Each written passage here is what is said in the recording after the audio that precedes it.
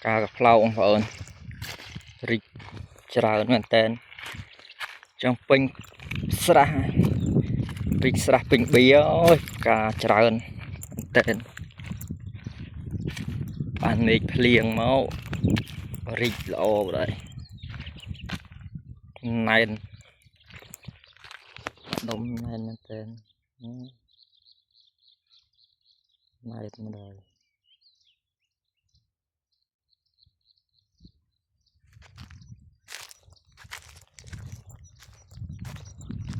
ការស្រស់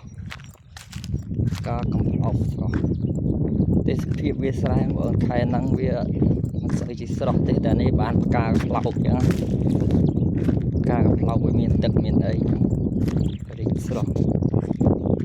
នេះណែនដន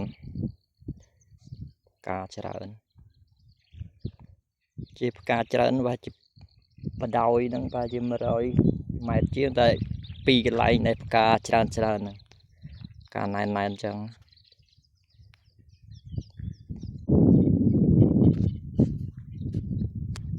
នេះមកកន្លែងជាងក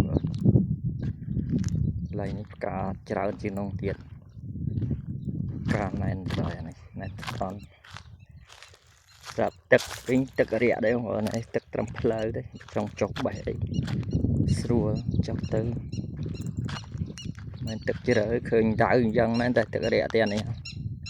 ពួរគោកអូហើយកាលមុនទឹកជ្រៅឥឡូវដីដុះមកវិញហើយកាលមុនទឹកជ្រៅត្រឹមទ្រូងហើយឥឡូវ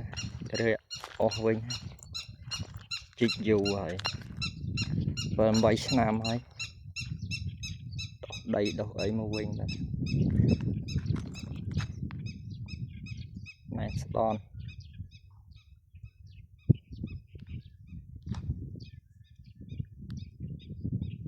មកកន្លែងច្រើនដបងនឹងលិចនោះនៅខាងនោះសុទ្ធតែផ្កាដែរ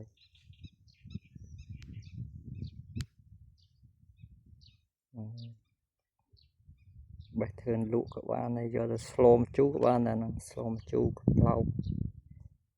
ការវានឹងអាចស្លមជូរបានអូដោយវែងទៅតាមផ្កាមែនតិចទេ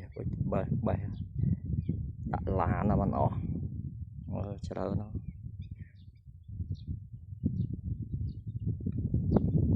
ការច្រើនណែននេះគេណែនមកការនេះតនេះអី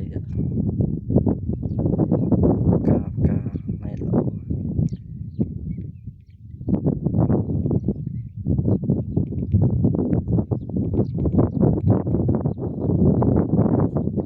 សភាពវាត្រែងបងខែនេះមើលចេញពីផ្កាផ្លោកមកនេះខាងនេះ